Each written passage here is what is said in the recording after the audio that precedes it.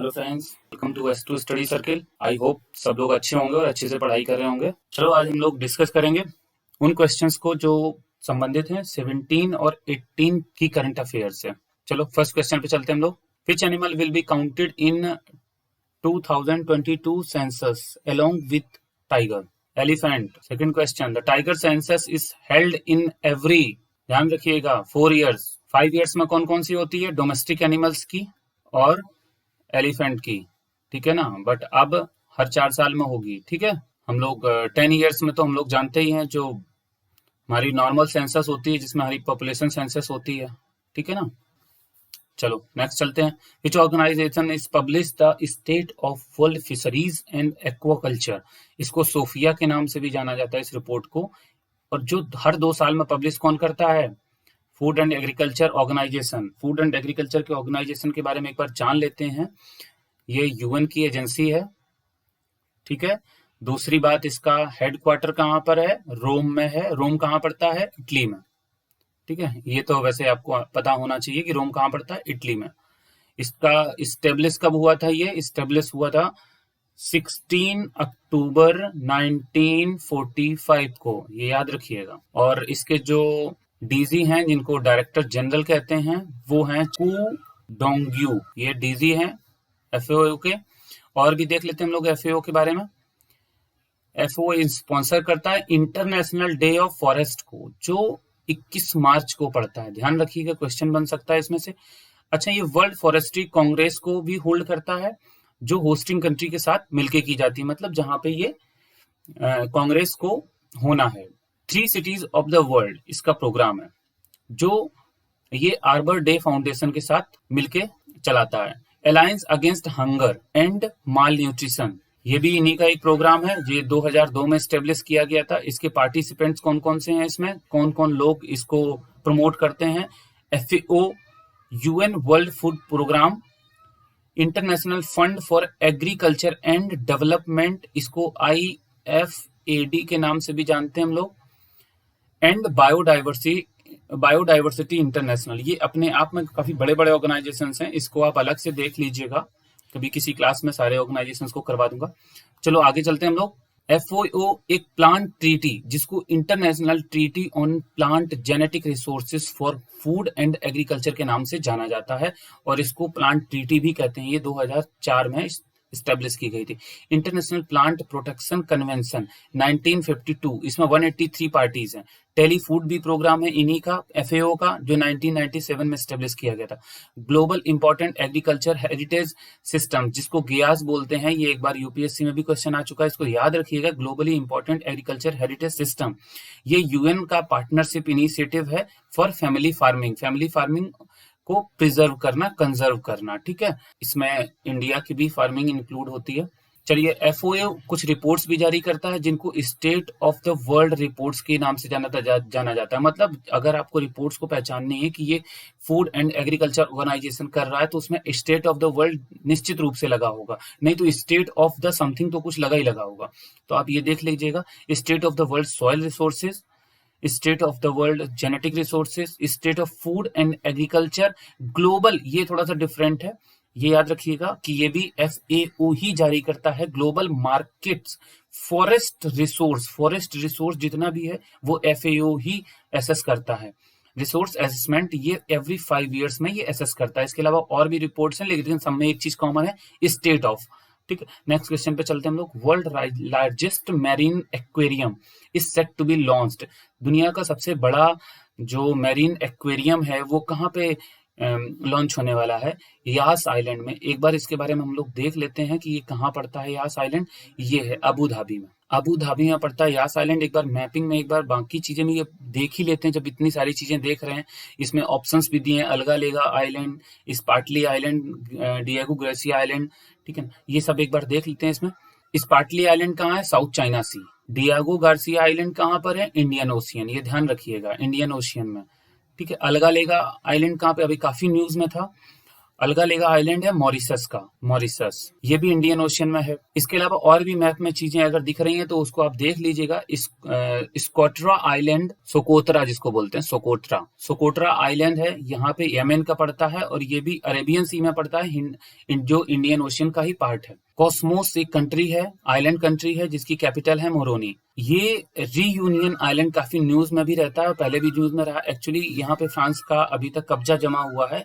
Indian ocean में कई सारे आइलैंड्स हैं जिनपे अभी भी जो फॉरेन पावर्स हैं, जो मतलब जिनका यहाँ से कभी लेना देना नहीं रहा, लेकिन जब कॉलोनिज्म हुआ तो उन्होंने यहाँ पे अपने अपने सैनिक अड्डे बना लिए, यहाँ पे उन्होंने कब्जा कर लिया, जो अभी तक उन्होंने छोड़ा नहीं। तो उसमें से रीयूनियन आइलैंड है, जैसे हम लोग अभी डियागो गार्सिया पढ़ रहे थे, तो यहाँ पे यूके का कब्जा है।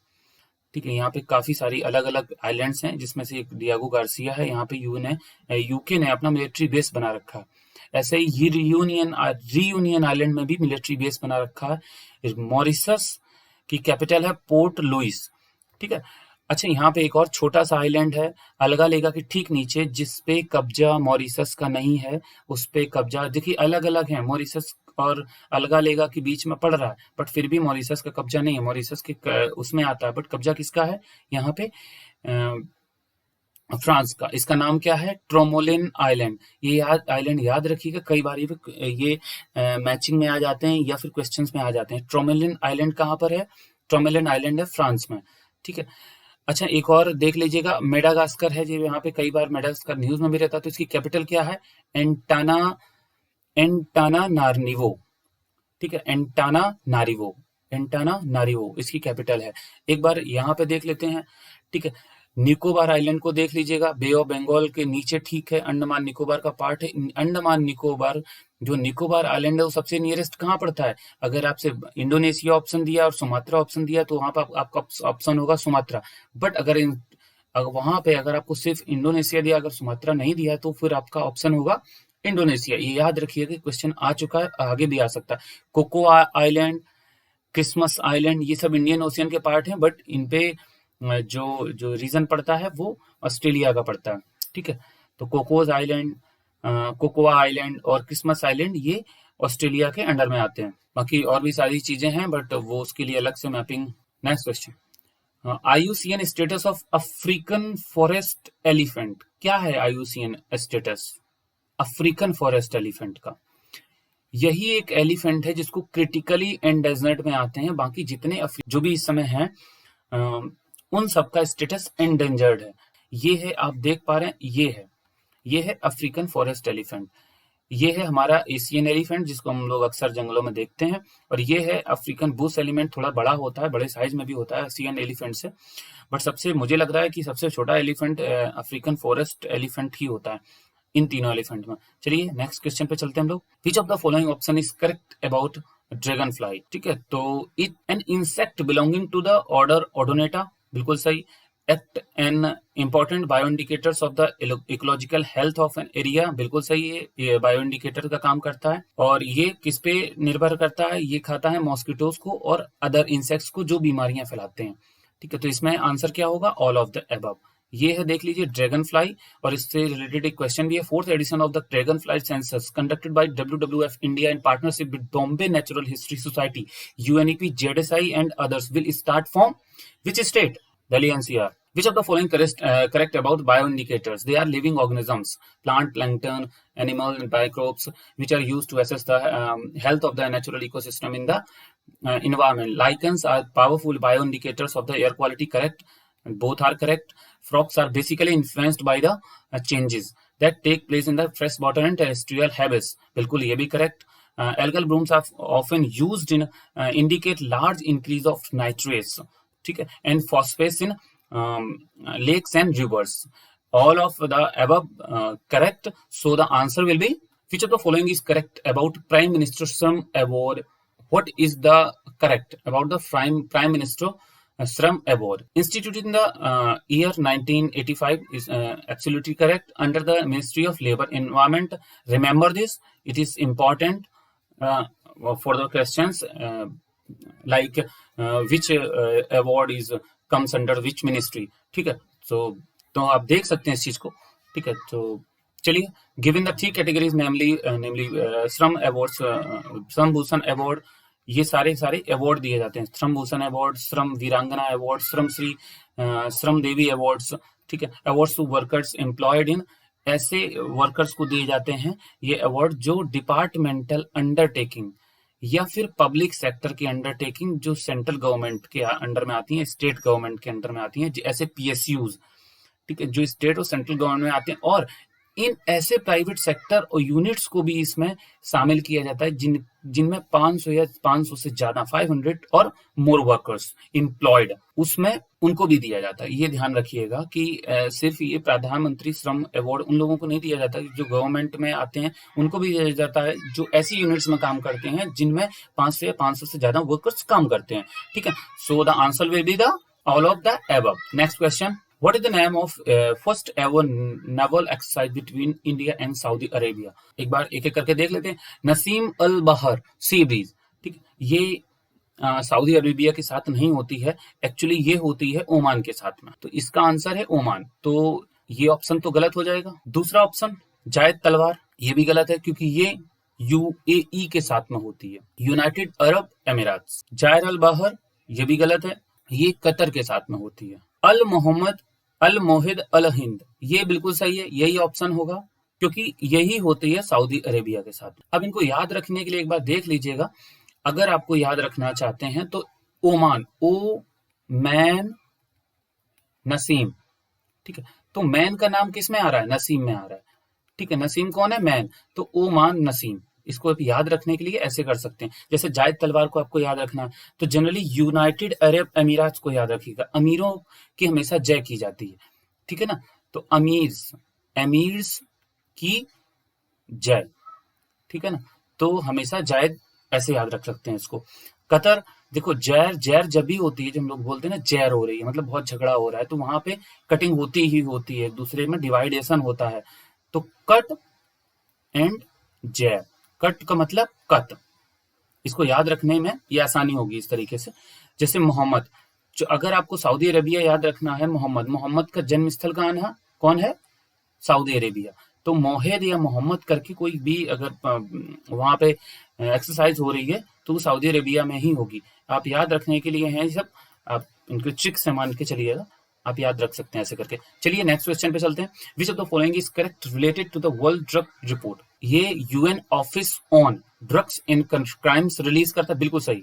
अफगानिस्तान रिपोर्टेड, अफगानिस्तान में 37%, 37% increase in extent of land used for illicit cultivation of opium poppy during 2020 compared with the previous year. Heroin is manufactured from the opium, ठीक है ना। तो हेरोइन किससे निकलती है? ओपियम से। और 37% एरिया बढ़ा है 2020 में ओपियम कल्टीवेशन का, ये भी बिल्कुल सही है। ये एक्चुअली न्यूज रिपोर्ट है, वर्ल्ड ड्रग रिपोर्ट में ये बताई गई है। कंट्री अकाउंटेड 85% ग्लोबल ओपियम जो है ना, वो पिछले साल किसने प्रोड्यूस किया है? बिल्कुल अफगानिस्तान ने किया। So Afghanistan is also turning out to be major source of methamphetamine. Methamphetamine एक टॉक्सिक ड्रग है, ठीक है ना, एक नशे के लिए यूज किया जाता है। ये फेड्रा प्लांट से निकलता है, ठीक है, ये भी बिल्कुल सही है। सो the answer will be all of the above. Who is called the God father of sudoku? God father of sudoku किनको बोलते हैं? अभी हाल में उनकी कल या परसों उनकी डेथ हो गई है। सो ये जापान के थे, ये ध्यान रखिएगा, और इनका नाम था Maki Kaji. Next question, which of the following is correct about financial inclusion index? अभी हाल में ही फाइनेंशियल इंक्लूजन इंडेक्स को लॉन्च किया है, और ये किसने किया है? आरबीआई ने। और इसकी रेंज क्या है? 0 से लेकर 100 तक, मतलब जैसे जैसे 0 से ऊपर की तरफ पढ़ते चले जाएंगे। एक्चुअली ये गलत लिखा है, कंप्लीट इंक्लूजन। तो यहाँ पे इंक्लूजन कंप्लीट, जैसे 100 पहुंच जाएंगे। इंक्लूजन का मतलब क्या होता है कि जब आप पर्टिकुलर क्लास को नहीं, आप अपनी पूरी पॉपुलेशन को लाभ पहुंचाते हैं फाइनेंशियली, चाहे वो लोन हो, आप नीचे से नीचे तबके, जिसके पास कोई जमीन नहीं है, जिसके पास कुछ भी क्रेडिट नहीं है, जिसके पास कोई गिरवी रखने को भी नहीं है, बट उसको भी फाइनेंशियल फायदा मिल रहा है, उसको बैंकिंग मिल रही है, उसको लोन मिल रहा है, तो ये सब हो गया फाइनेंशियल इंक्लूजन, ठीक है ना। मतलब ओवरऑल पॉपुलेशन, सारी पॉपुलेशन को फाइनेंशियल सिस्टम में इंक्लूड करना ही बोलते हैं ना, फाइनेंशियल इंक्लूजन। ठीक है, तो the annual finance index FII index will be publish in July, जुलाई में पब्लिश होगा, बिल्कुल सही, हर साल होगा, ये भी बिल्कुल सही है। The financial index for the period of end March, ठीक है, तो अभी क्या इस समय मार्च के जो पीरियड के लिए जो FI इंडेक्स है वो 53.9 है, ठीक है ना, जो 2017 में 43.4 हुआ करता था। तो मतलब इस 17 से 21 में फाइनेंशियल इंडेक्स बढ़ा है, ये ध्यान रखिएगा, ये क्वेश्चन बड़े आराम से आ सकता है कि फाइनेंशियल जो FII इंडेक्स है वो डिक्रीज हुआ है या फिर इंक्रीज हुआ है। तो यहाँ पे इंक्रीज का ये बात आएगी यहाँ पे। The index incorporates details of banking, investment, insurance, postal as well as the pension sector. ठीक है, इसमें कौन कौन सी बैंकिंग, इन्वेस्टमेंट, इंश्योरेंस, पोस्टल, है ना, ये और पेंशन सेक्टर सबको कवर करेगा। और वो कंसल्ट किससे करेगा? गवर्नमेंट एंड उसके रेगुलेटर से। तो answer will be the all of the above. Next question, what is the correct about E emergency x miscellaneous visa? ये अफगान नेशनल्स के लिए है जो इंडिया में आना चाहते हैं। ठीक है, बिल्कुल सही। इसकी वैलिडिटी 6 मंथ की होगी, बिल्कुल सही। ये फास्ट ट्रैक क्लियरेंस देता है, पहले भी वीजा, स्पेशल वीजा जारी कर चुका है अफगानिस्तान के लिए भारत, बट ये एकदम से फास्ट ट्रैक है, इसमें तुरंत के तुरंत क्लियरेंस होगा। All of the above will be the answer. Which exam supreme court has allowed the women to appear for? ठीक है, CDS में पहले से चल रहा है, बट प्रॉब्लम यहाँ पे है कि यहाँ पे सुप्रीम कोर्ट, देखो यहाँ पे भी वुमेन आ सकती हैं, ठीक है ना, विमेन यहाँ पे पार्टिसिपेट कर सकती हैं। तो और अभी हाल में ही क्या किया है कि NDA के लिए सुप्रीम कोर्ट ने अंतरिम आदेश पारित किया है कि आप इसमें बैठ सकते हैं। इसके बाद में फाइनल जो भी डिसीजन आएगा उसके बेसिस पे उनका सिलेक्शन डिपेंड करता है। तो NDA में अभी हाल में सुप्रीम कोर्ट ने ये डिसीजन दे दिया है। तो यहाँ पे अगर हम ये बोलें कि आप वुमेन किस किस आर्मी के एग्जाम में, किस किस मिलिट्री के एग्जाम में बैठ सकती हैं, तो बोथ होगा। बट अगर सुप्रीम कोर्ट की बात करेंगे, स्पेशली सुप्रीम कोर्ट की बात करेंगे, तो यहाँ पे NDA एग्जाम का आंसर होगा। ठीक है ना, तो कंफ्यूज मत होइएगा। Next question, what is the correct about Rajiv Gandhi Grameen Bhumiheen मजदूर न्याय योजना? राजीव गांधी ग्रामीण भूमिहीन मजदूर न्याय योजना किस गवर्नमेंट ने लॉन्च की है? छत्तीसगढ़ गवर्नमेंट ने। इसमें क्या होगा, जितने लैंडलेस लेबरर्स हैं सभी को नहीं, लैंडलेस लेबरर्स को 6,000 रुपए मिलेंगे। ठीक है, तो इसका आंसर होगा both.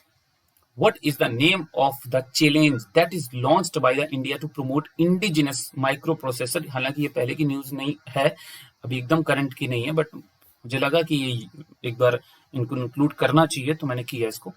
So what is the name of the challenge that is launched by the India to promote indigenous microprocessor manufacturing? इसमें स्वदेशी microprocessor challenge, mutual agreement processor between India and which country? किस country के साथ mutual agreement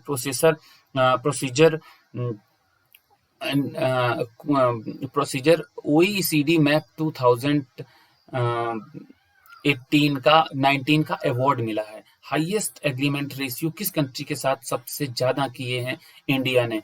ठीक है ना, इसका award OECD ने दिया है, OECD मैप 2019 के रूप में। तो हमने सबसे ज्यादा, एक्चुअली इसमें ऑप्शन ही नहीं है, तो इसमें से करेक्ट सही करना पड़ेगा। हमने सबसे ज्यादा जापान के साथ किए हैं, ये ध्यान रखिएगा। ठीक है, एक्चुअली यहाँ पे इंडिया की जगह पे ये होना चाहिए था जापान, प्रिंटिंग मिस्टेक है। Which India industrialist is known as the father of Indian IT industry? ठीक है, तो किनको बोला जाता है? फकीर चंद कोहली को। ABCD,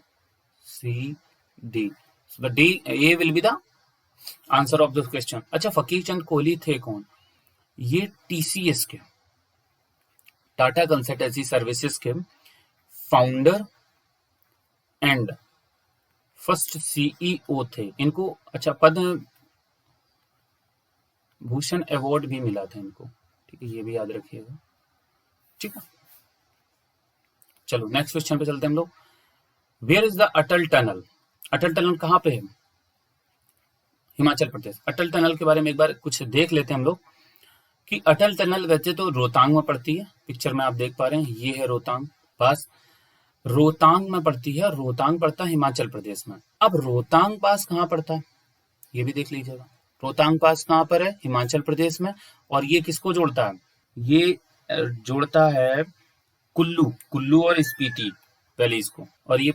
और ये किस माउंटेन रेंज में पड़ता है? पीर पंजाल रेंज में।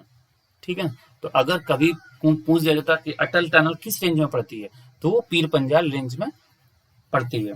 2020 में इसका उद्घाटन किया गया था सितंबर में। तो चलो, ये थी आज की current affairs. Thanks for watching S2 study circle.